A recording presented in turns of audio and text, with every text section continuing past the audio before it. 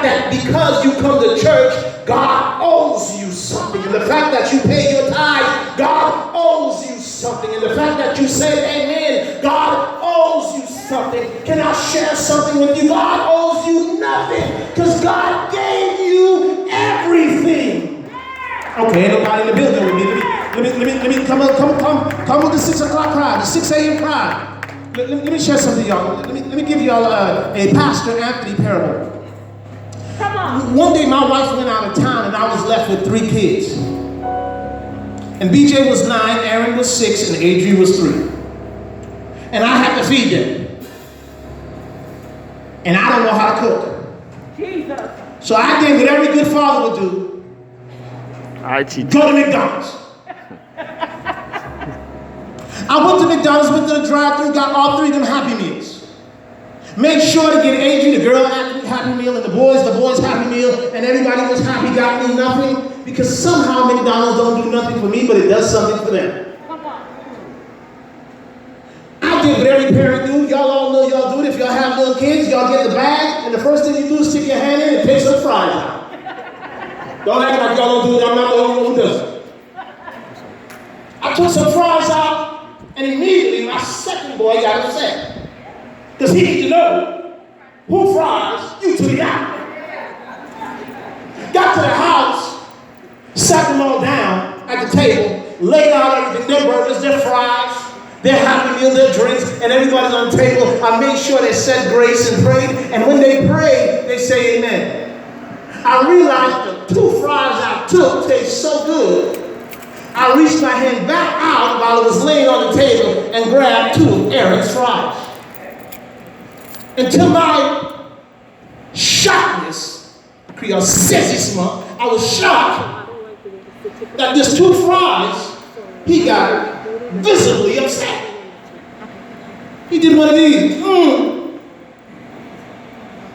I knew why he was upset, but I needed him to tell me. So I said to him, Aaron, why you upset? Man. So what's up? You good? As I chew on his fries. He said, Daddy, you owe me 2 fries, man. I said, I don't owe you nothing. He said, yes, sir. When we was in drive-thru, you took 2 fries out. And now it's in front of me, you came and took my fries out, but you ain't took their fries out. You owe me 2 fries. And he was visibly upset. And so immediately, I took the opportunity to give him a teaching lesson. I said to him, I owe you nothing. He said, yes, you do. I said, ha-ha, I owe you nothing. He said, ha-ha, you do. I then said, let me explain to you why I owe you nothing. I owe you nothing because those fries I bought for you. The clothes you got on, I bought for you. The bed you lay in, I bought for you. The shoes you got on, I bought for you. How is it that I owe you and I bought you everything? Okay, ain't nobody in the building. And some of us, because you come to church and because you pay your tithes and because you do these things, you think God owes you something. God owes you. And so we have a problem of entitlement as Christians. Because we have the sense that God is like our job. I go in and put in 8 hours, I expect a check on Friday.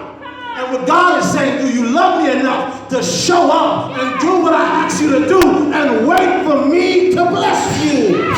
Because sometimes it's not fair.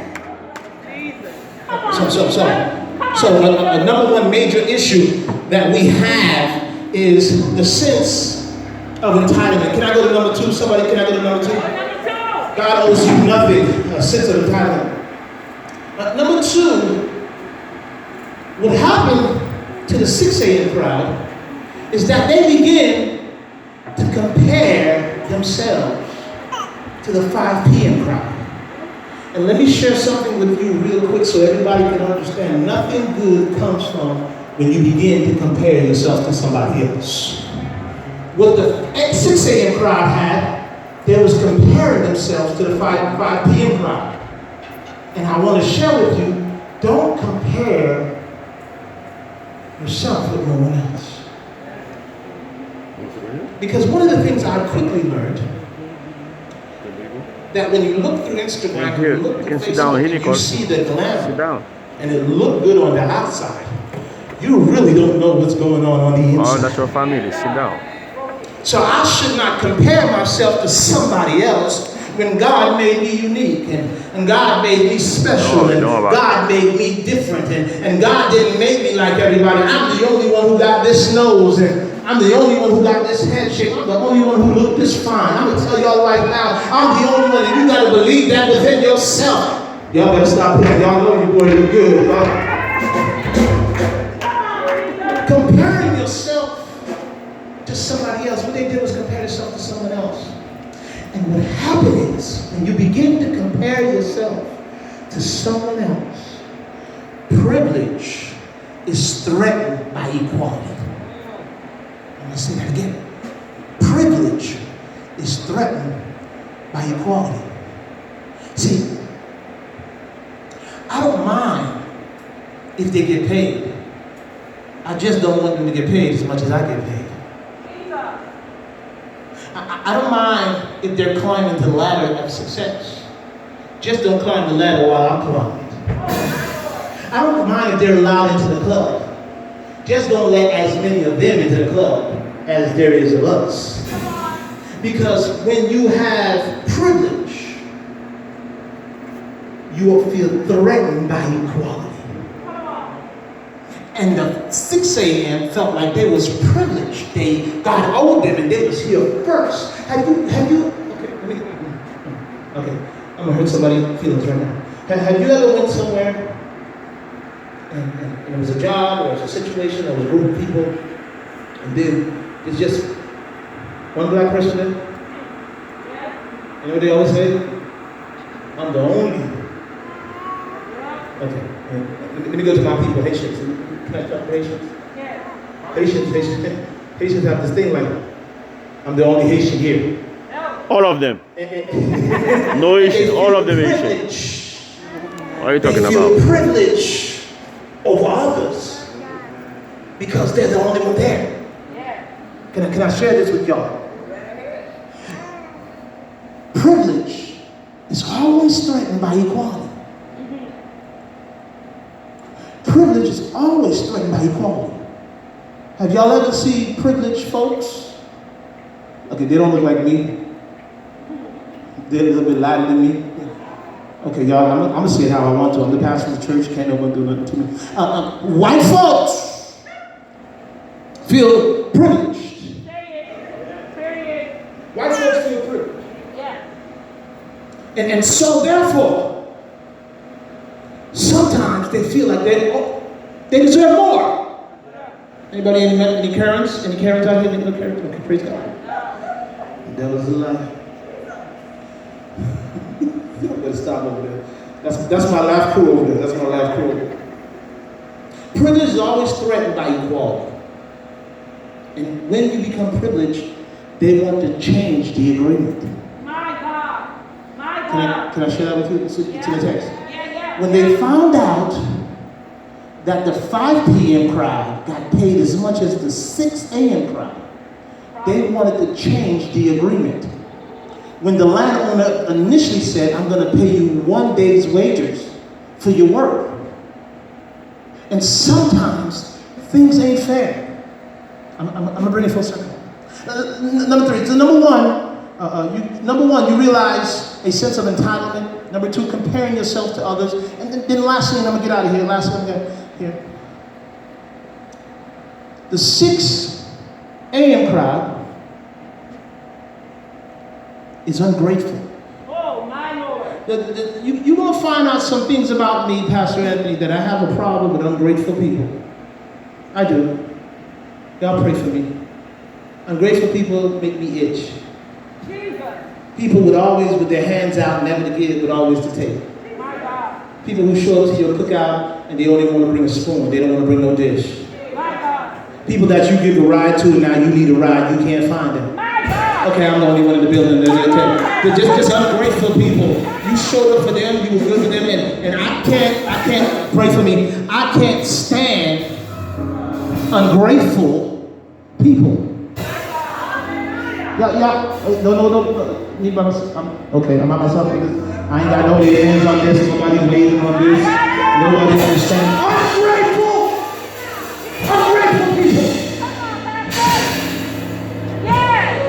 And the 6 a.m. crowd was ungrateful. Yeah. Because here's the thing about the 5 a.m. crowd. The 5 a.m. crowd, no one chose it. 5 p.m., no one chose it. They were there all day waiting for it.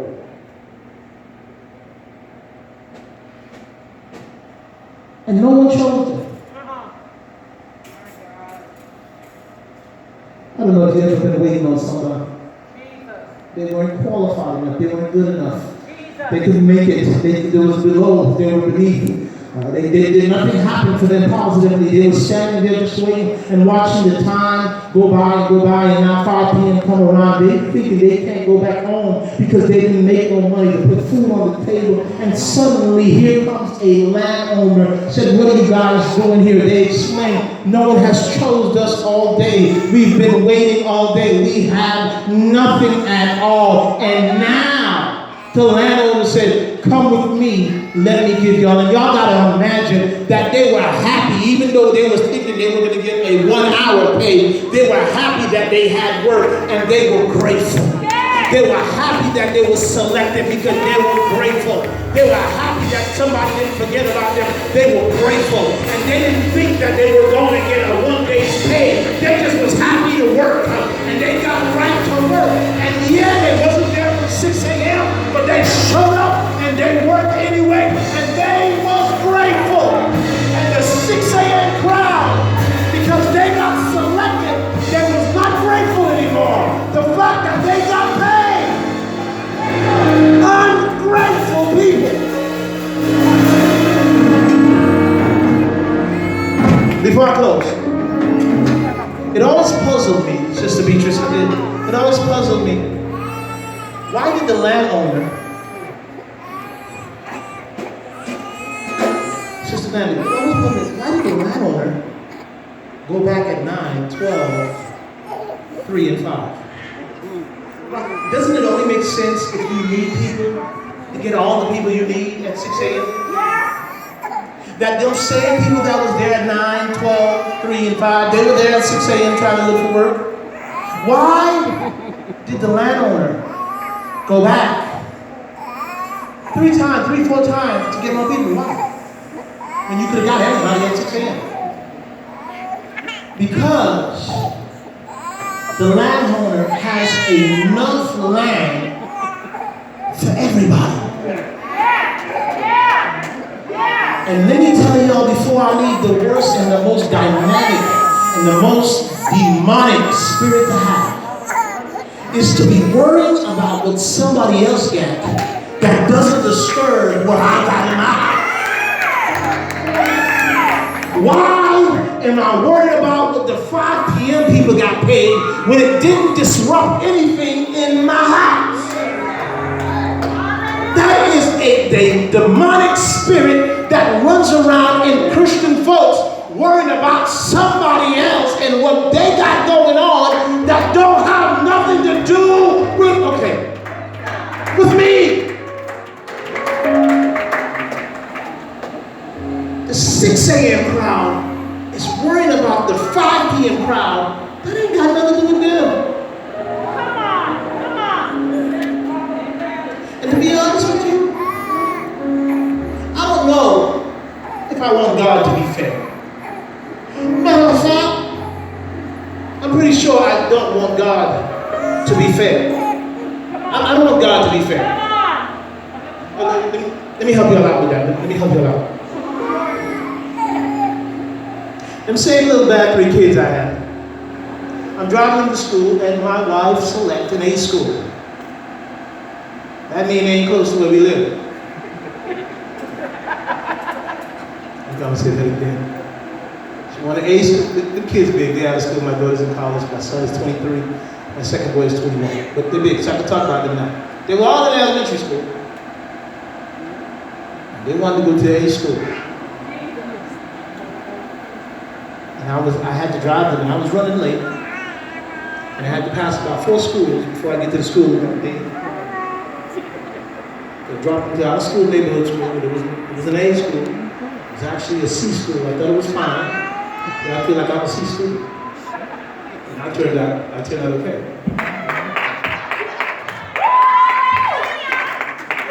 But she wanted them to go to the A school, and so we had to travel a little distance to get them there. And as I'm driving, I'm late again. And I'm speeding and back roads and back corners and driving through the gas station, one entrance and getting out the other, trying to get them to school. Sorry, don't. Y'all pray for me. And so I got in there, and all of a sudden,